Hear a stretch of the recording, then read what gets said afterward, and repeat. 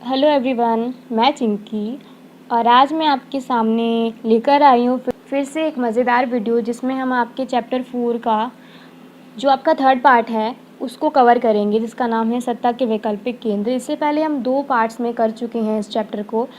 जो आपका पहला पार्ट था उसमें हमने आपके 3 यूनियंस के बारे में जाना था। पहला आपका यूरोपीय संघ था, सेकंड आसियान और थर्ड था आपका सार्क। इन 3 के बारे में हमने पार्ट 1 में पढ़ा था। और जब आपका पार्ट 2 था इसमें हमने एक यूनियन और एक जो आपका नेशन है उसके बारे में पढ़ा था, जिसमें ब्रिक्स आपका यूनियन था और जो आपका नेशन था वो रशिया था। आज ये आपका थर्ड पार्ट है इस चैप्टर का, जिसमें हम चाइना और इज़राइल ये 2 राष्ट्रों के बारे में करने वाले हैं, जानकारी बटोरने वाले हैं। तो चलिए बने रहिए हमारे साथ आखिरी तक। मैं होप करती हूँ कि आपको ये वीडियो पसंद आए। तो चलिए स्टार्ट करते हैं। तो आज का जो हमारा पहला नेशन है वो चीन है। चीन के बारे में पढ़ने से पहले हम इसके बारे में थोड़ी सी बेसिक जानकारी ले लेते हैं। तो चलिए देखते हैं। आपको पता ही होगा जो हमारा चीन है वो भारत का पड़ोसी देश है। चीन विश्व का सबसे अधिक आबादी वाला देश है। अगर देखा जाए तो चीन पूरे विश्व में जनसंख्या के मामले में पहले नंबर पर आता है। दूसरे नंबर पर आपका आता है भारत। 1962 में भारत और चीन के बीच में युद्ध हुआ था, आपको पता ही होगा, जिसमें भारत को हार का सामना करना पड़ा था। भारत और चीन के संबंध कई बार तनावपूर्ण रहे हैं, लेकिन जब इनकी स्टार्टिंग में दोस्ती होना स्टार्ट हुई थी तब इनके जो संबंध थे वो कहीं ना कहीं बहुत ज़्यादा मधुर थे। फिर भारत और चीन के बीच व्यापार बड़े स्तर पर होता है। आपको पता ही होगा जितनी भी चीज़ें हम बाहर से एक्सपोर्ट करते हैं उनमें ज़्यादातर जो चीज़ें होती हैं वो चीन से होती हैं। तो ये हमारी थोड़ी सी बेसिक जानकारी थी चाइना के बारे में। तो चलिए अब स्टार्ट करते हैं। अगर हम चीन को सत्ता के वैकल्पिक केंद्र के रूप में देखें तो यह इसका उत्थान हमें कैसे देखने के लिए मिलता है वो आज हम इस वीडियो में करने वाले हैं। तो चलिए स्टार्ट करते हैं। आपको पता ही होगा वर्तमान में चीन जितना आज विकसित है उतना ये स्टार्टिंग में नहीं होता था। अगर आप इसकी अर्थव्यवस्था का जो उत्थान है उसको उठाकर देखोगे तो कहीं ना कहीं आपको बहुत सारी इसमें व्यक्ति मिल जाएंगे ऐसे जिन्होंने ओपन डोर की नीति अपनाई, यहाँ पे राष्ट्रीयकरण किया, बहुत सारी चीज़ें आपको देखने के लिए मिल जाएंगी। तो चलिए स्टार्ट करते हैं। तो हम पहले देखें जो चीन की अर्थव्यवस्था का उत्थान है उसका फर्स्ट लेवल कहीं ना कहीं माओ से शुरू हो सकता है। तो चलिए हम यहीं से स्टार्ट करते हैं। 1949 में माओ के नेतृत्व में हमारा जो साम्यवादी क्रांति है इसको हम चीनी क्रांति भी बोलते हैं, यह चीन में हुई, जिसके बाद चीनी गणराज्य की स्थापना हो गई। उसके बाद शुरू में चीन में साम्यवादी अर्थव्यवस्था को अपनाया गया था, लेकिन साम्यवादी अर्थव्यवस्था को अपनाने से चीन का जो कहीं ना कहीं आप कहें तो नुकसान हो रहा था, वो नुकसान क्या था तो चलिए देखते हैं। इसने विशाल औद्योगिक विकास के लिए अपने सारे संसाधनों को उद्योगों में लगा दिया। मतलब कहीं ना कहीं इसने अपने विकास के लिए जो इसके पास जितने भी रिसोर्स थे, संसाधन थे, इसने सबको उद्योगों में फूंक दिया। जिससे क्या हुआ, इसने खेती से पूंजी निकालकर सरकारी नियंत्रण में और बड़े उद्योगों को खड़े करने में जोर लगा दिया, क्योंकि इसके पास उस टाइम पर इतनी तकनीक वगैरह नहीं थी। इससे क्या हुआ, बेरोजगारी बढ़ गई। जो सिस्टम है वो कहीं ना कहीं पूरी तरह से डिस्टर्ब हो चुका था। इसने अपने नागरिकों को शिक्षित करने और उन्हें स्वास्थ्य सुविधाएं प्रदान करने के लिए विकसित देशों से भी आगे निकल जाने की कहीं ना कहीं एक नीति अपनाई। लेकिन फिर भी जो इसकी जनसंख्या थी वो बढ़ती जा रही थी, जिसकी वजह से जो इसका स्थान था पूरे विश्व में वो पहले नंबर पर आ गया था, जो कि एक बहुत ज़्यादा चिंतनीय विषय हो सकता है किसी भी देश के लिए। अगर आपका देश बहुत बड़ा है क्षेत्रफल की दृष्टि में और आपके पास बहुत ज़्यादा संसाधन नहीं है, लिमिटेड संसाधन है, और जो आपकी जनसंख्या है वो बहुत ज़्यादा है, तो ये कहीं ना कहीं आपके देश को नष्ट करने में एक बहुत अच्छा काम कर सकती है। क्योंकि जितनी ज़्यादा जनसंख्या होगी आप उतने ही ज़्यादा रिसोर्सेज संसाधनों का उपयोग करोगे, जिससे क्या होगा कि जो आपकी कहीं ना कहीं आर्थिक स्थिति है या फिर आपके संसाधनों पर बहुत ज़्यादा जोर पड़ेगा। तो यही हो सकता है। और यहाँ पर भी यही हुआ कि कि चाइना ने अपने जो नागरिक थे उनको शिक्षित और स्वस्थ करने की जो नीति है उसमें तो उसने अपने आप को आगे बढ़ा लिया था, लेकिन कहीं ना कहीं उसकी जो जनसंख्या है वो बहुत ज़्यादा बढ़ती जा रही थी, जिसकी वजह से जो उसकी करी हुई मेहनत थी वो कहीं ना कहीं ख़राब होती जा रही थी, क्योंकि जो उसके संसाधन थे उन पे जोर पड़ता जा रहा था, वो ख़त्म होते जा रहे थे। कृषि परंपरागत तरीके पर आधारित होने के कारण वहाँ के उद्योगों की ज़रूरतों को पूरा नहीं कर पा रही थी। जो वहाँ की तकनीक थी कृषि करने की, वो पुरानी नीति थी। मतलब जिससे क्या हो रहा था कि उद्योगों की जो ज़रूरतें हैं वो कहीं ना कहीं पूरी नहीं हो पा रही थी। फिर जो चीनी सुधारों की पहल हुई वो क्या हुई, चलिए देखते हैं। इसने 1972 में अमेरिका से संबंध बना के अपने राजनीतिक और आर्थिक एकांतवास को समाप्त कर दिया। अब यहाँ पर आपका एक वर्ड आता है एकांतवास। एकांतवास का मतलब होता है अकेला रहना। कि पहले चीन एक ऐसा देश था जो सारी चीज़ों को, चाइना पहले वर्ल्ड ट्रेड ऑर्गेनाइजेशन है जो आपका, उसमें भाग नहीं लेता था, ये दूसरे देशों से व्यापार नहीं करता था। इसको अगर किसी चीज़ की ज़रूरत होती भी थी तो ये कहीं ना कहीं अपने देश के अंदर ही उन चीज़ों को मैन्युफैक्चर करने पे भरोसा रखता था। लेकिन बाद में इसने सोचा कि खुद को अगर डेवलप करना है तो हमें दूसरे देशों के साथ भी कहीं ना कहीं अपने रिश्ते बनाने पड़ेंगे। तो इसने क्या किया, 1972 में इसने अपने राजनीतिक और आर्थिक एकांतवास को ख़त्म कर दिया और अमेरिका से दोस्ती कर ली। उसके बाद 1973 में यहाँ के जो प्रधानमंत्री थे चाउ एन लाई ने कृषि, उद्योग, सेना और विज्ञान प्रौद्योगिकी के क्षेत्र में आधुनिकीकरण के प्रस्ताव को रख दिया। फिर क्या हुआ, हाँ ये रहा, जो आपका चाउ एन लाई है, इन्होंने 1973 में 4 जो आपके क्षेत्र हैं कृषि, उद्योग, सेना, विज्ञान और प्रौद्योगिकी के जो क्षेत्र हैं इनमें आधुनिकीकरण के प्रस्ताव रखे। उसके बाद 1978 में देंग शाओपिंग, इन्होंने यहाँ पर जो है आपका खुले द्वार की नीति, ओपन डोर नीति को अपनाया। फिर इन्होंने क्या किया कि जो यहाँ की अर्थव्यवस्था है उसको चरणबद्ध तरीके से खोला, मतलब कि लेवल बाय लेवल खोला। देखिए 1982 में इन्होंने यहाँ पे खेती का निजीकरण कर दिया। फिर 1998 में उद्योगों का निजीकरण कर दिया। मतलब आप देख रहे हैं ना, जो यहाँ पर जो अर्थव्यवस्था को खोला जा रहा है वो कहीं ना कहीं लेवल बाय लेवल खोला जा रहा है। पहले 82 में उन्होंने खेती का निजीकरण किया, फिर 1998 में इन्होंने उद्योगों का निजीकरण किया। चीन में विशेष आर्थिक क्षेत्र जिसको हम भी कहते हैं की स्थापना हुई। यह जो आपका क्वेश्चन है, आई मीन ये पॉइंट है, एक नंबर में आ सकता है, तो आप इसको ध्यान से देखिए। क्या पता ये आपको आपके फाइनल में देखने के लिए मिल जाए 1 मार्कर में। आगे देखते हैं।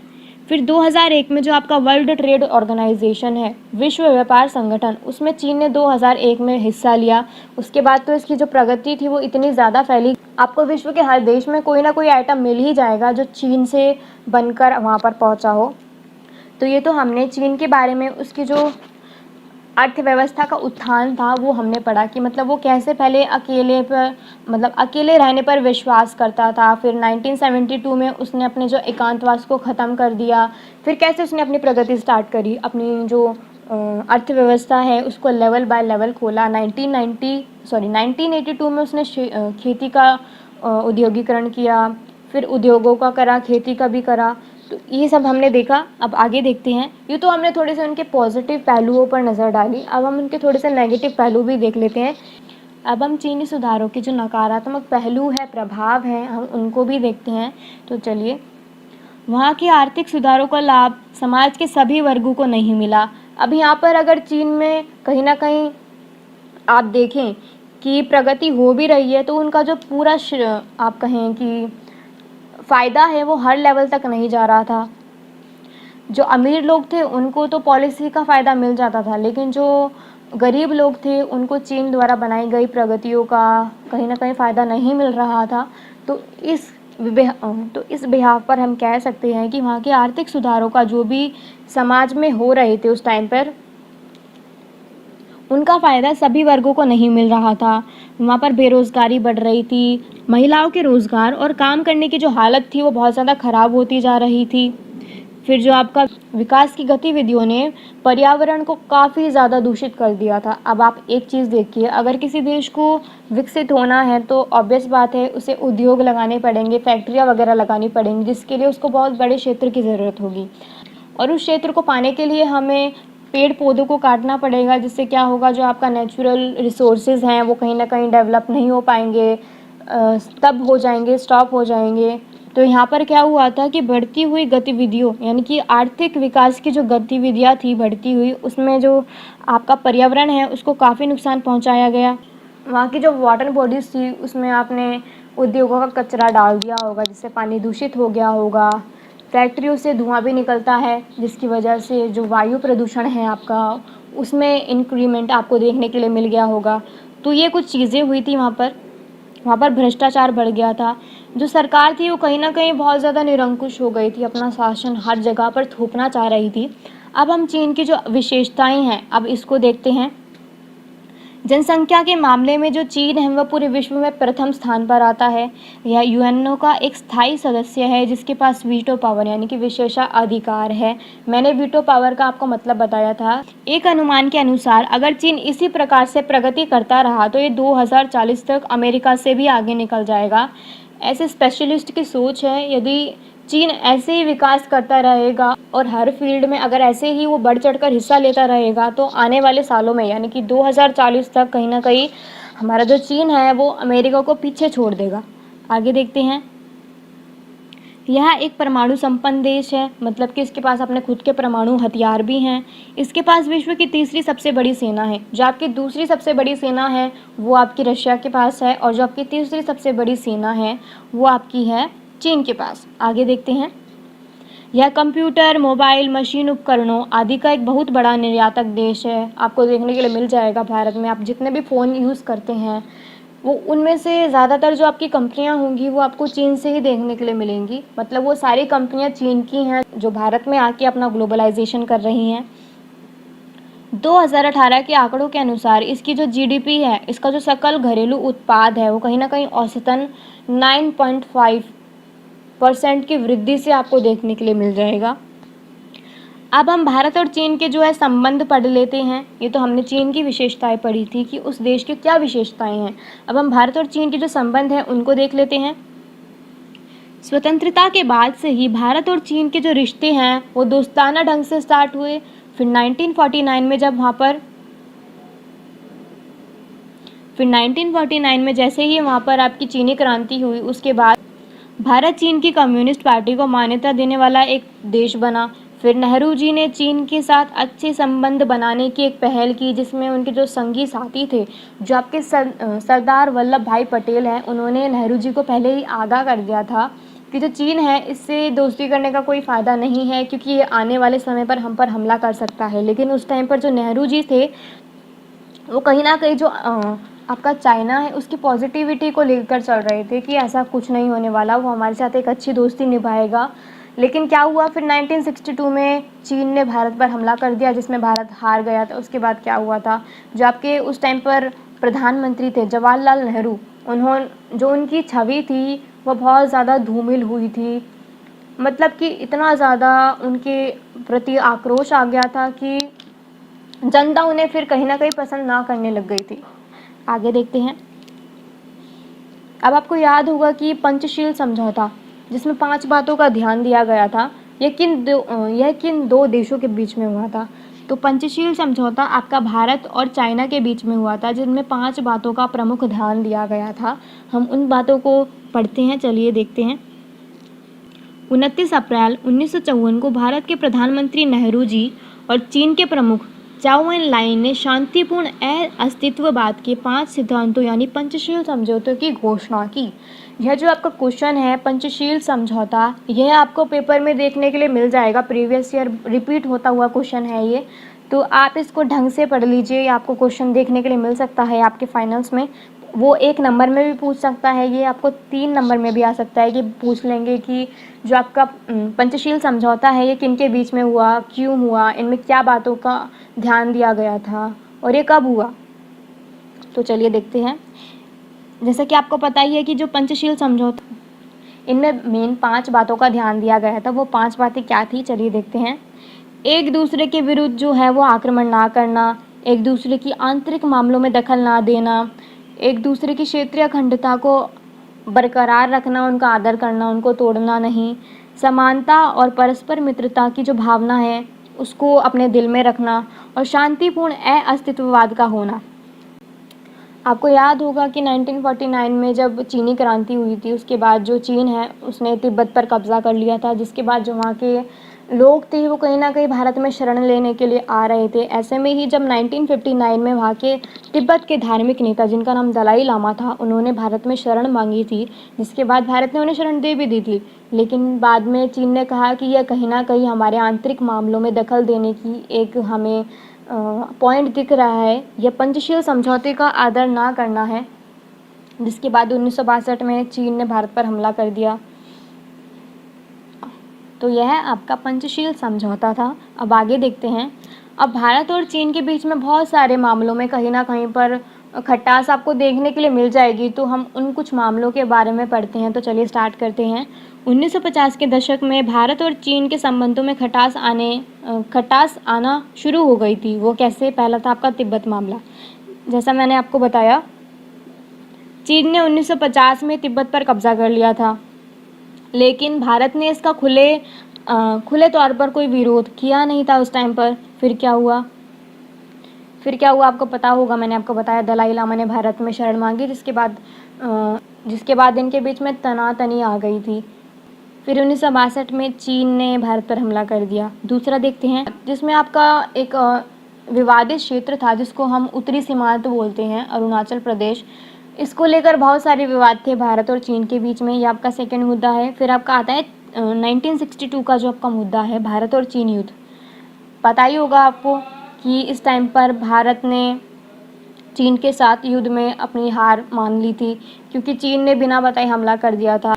तो कहीं ना कहीं ये पंचशील समझौते का अनादर करना ही था, जिसमें चीन ने पंचशील समझौते का आदर नहीं किया था और उनका एक पॉइंट तोड़ दिया था और भारत पर हमला कर दिया था।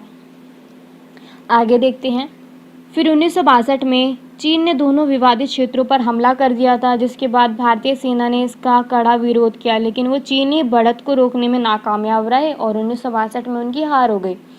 आखिरकार चीन ने ही एक तरफा युद्ध विराम घोषित किया और खुद को विजयी मान लिया।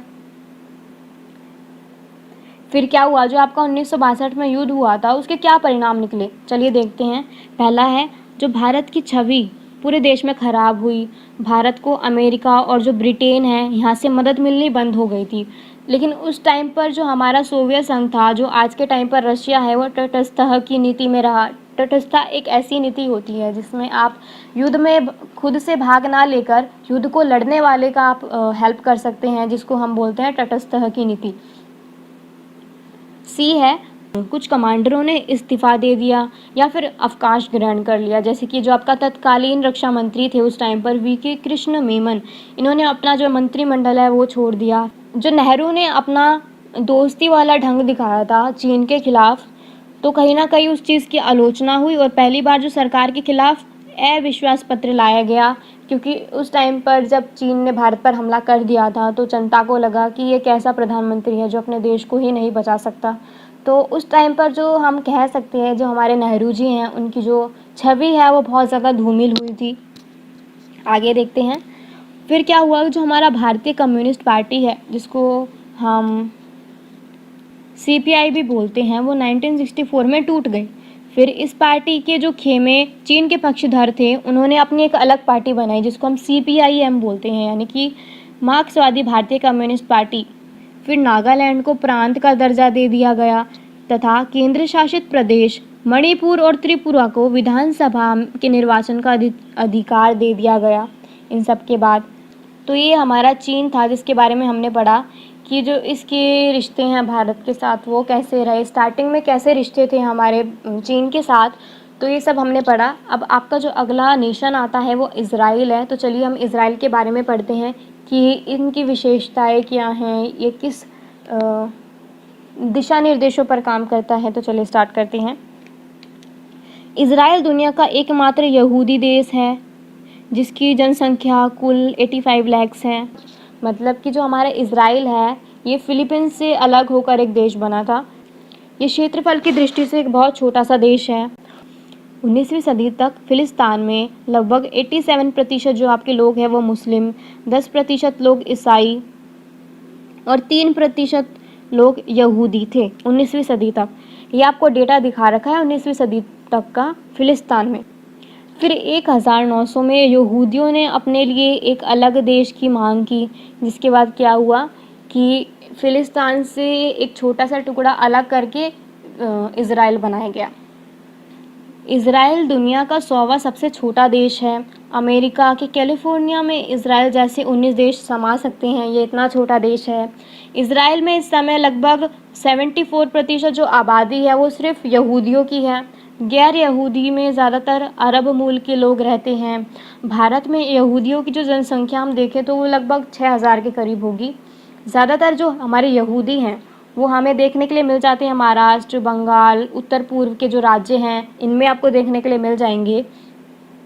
अब इज़राइल छोटा होने के साथ साथ एक बहुत बड़ी वैश्विक शक्ति का भी दाता है। जो इसकी सैनिक क्षमता है पूरे विश्व में बहुत ज़्यादा अच्छी है। आप मान ही लीजिए कि जो इसकी जनसंख्या है वो टोटल 85 लाख है, लेकिन जो इसकी सैनिक जनसंख्या आप देखेंगे तो वो लगभग आपको मिल जाएगी 35 लाख। मतलब कि 85 में से लगभग जो आपके 35 लाख लोग हैं वो सिर्फ सेना में हैं। अब यहाँ की हम जो नागरिकता है इसका एक अनोखा नियम देख लेते हैं। दुनिया में यह एक ऐसा देश है जहाँ बच्चे के जन्म लेते ही उसे इज़राइल की नागरिकता मिल जाती है, भले ही बच्चे का जन्म किसी भी देश में क्यों ना हुआ हो। दूसरी छूट यह है कि यहूदी चाहे जिस भी देश में हो वह जब चाहे इज़राइल में आकर बस सकते हैं। यह एक नागरिकता का आपको अनोखा जो नियम है वो देखने के लिए मिल सकता है। दूसरे देशों में आपको क्या करना पड़ता है, वहाँ की नागरिकता को हासिल करने के लिए लगभग आपको वहाँ पे 10 साल का एक्सपीरियंस चाहिए होता है कि आप 10 साल तक वहाँ पर रह चुके हैं। और फिर अगर आपको वहाँ की नागरिकता भी मतलब चाहिए तो आपको वहाँ के किसी इंसान से शादी करनी पड़ेगी, जिसके बाद आपको उस देश की जो है नागरिकता मिल जाएगी। लेकिन इज़राइल में ऐसा नहीं है। यहाँ पे बच्चे के पैदा होते ही उसको जो इज़राइल की नागरिकता है वो मिल जाती है, भले ही बच्चा किसी भी मूल जाति प्रजाति किसी भी देश का क्यों ना हो। आगे देखते हैं। अब आप एक चीज़ देखेंगे कि 1992 तक भारत और जो इज़राइल के बीच में कोई भी औपचारिक संबंध आपको नहीं देखने के लिए मिलेगा। इसके जो 2 प्रमुख कारण हैं वो ये हो सकते हैं। जो आपका पहला है, उस वक्त जो हमारा भारत था वो गुटनिरपेक्ष आंदोलन में शामिल था। आपको पता ही है कि क्या हो रहा था। सेकेंड विश्व युद्ध के बाद क्या हो रहा था, जो देश नए नए आज़ाद हो रहे थे वो या तो फिर वो यूएसएसआर या फिर अमेरिका के गुट में शामिल हो जाते थे। लेकिन भारत ने अपना दिमाग लगाया और उसने तीसरा जो ग्रुप बनाया जिसको हम नॉन अलाइनमेंट मूवमेंट बोलते हैं उसमें वो शामिल हो गया। उस टाइम भारत गुटनिरपेक्ष देश था जो पूर्व सोवियत संघ का एक बहुत बड़ा समर्थक भी था, और दूसरे गुटनिरपेक्ष देशों की तरह भारत भी इज़राइल को मान्यता नहीं देता था। दूसरा मुख्य कारण था कि जो भारत है वो फ़िलिस्तीन की आज़ादी का समर्थक था, लेकिन बाद में इसने अपनी सोच बदलते हुए इज़राइल के साथ संबंधों को मजबूत करना स्टार्ट कर दिया। आगे क्या हुआ? भारत के प्रधानमंत्री श्री नरेंद्र मोदी जी ने 2017 में इज़राइल दौरे पर जाने का फैसला किया था, तथा 2018 में जो इज़राइल के आपके प्रधानमंत्री हैं बेंजामिन नेतन्याहू भारत दौरे पर आए, जो इन दोनों देशों के एक अच्छे बॉन्ड को दर्शाता है। भारत और इज़राइल दोनों देशों ने ही सांस्कृतिक आदान प्रदान, सुरक्षा और रक्षा, आतंकवाद का मुकाबला करना तथा अंतरिक्ष अनुसंधान, जल ऊर्जा और कृषि विकास जैसे अनेक क्षेत्रों में एक दूसरे का सहयोग कर जो अपनी मित्रता है इसको स्थापित किया है, और दोनों के बीच में जो संबंध हैं वो कहीं ना कहीं घनिष्ठ हुए हैं। तो ये तो हमारा इज़राइल था जिसके बारे में हमने पढ़ा। तो आज के लिए इतना ही। आज हमने आपके 2 नेशंस पूरे करे हैं। जो आपका पहला था वो चाइना था, कि हमने चाइना के बारे में पढ़ा कि चाइना की जो अर्थव्यवस्था का उत्थान है वो कैसे हुआ, किन के द्वारा किया गया, कब हुआ। और जो आपका सेकंड हमने पढ़ा इज़राइल। हमने यहाँ पर नागरिकता का एक अनोखा आप कहें तो नियम देखा कि वहाँ पे बच्चे के पैदा होते ही उसे वहाँ की नागरिकता प्रदान हो जाती है। तो ये आज हमने 2 नेशंस के बारे में पढ़ा। आने वाली जो आपकी 4th पार्ट होगा इस वीडियो का, उसमें हमारा ये चैप्टर कंप्लीट हो जाएगा, जिसके बाद हम एक नया चैप्टर स्टार्ट करेंगे। आपको पता होगा कि जो चैप्टर है हमारा 4th सत्ता के वैकल्पिक केंद्र, इसके हमने टोटल 4 पार्ट बनाए हैं। ये आपका 3rd पार्ट था। इसके बाद आपका 4th पार्ट आएगा जिसमें ये चैप्टर ख़त्म हो जाएगा, फिर हम नया चैप्टर स्टार्ट करेंगे। तो मैं उम्मीद करती हूँ कि आपको ये वीडियो अच्छी लगी होगी। हमारी वीडियो को देखने के लिए आपका बहुत बहुत शुक्रिया। तो मिलती हूँ मैं आपको इस चैप्टर के अगले पार्ट के साथ। तब तक के लिए thank you, bye, take care.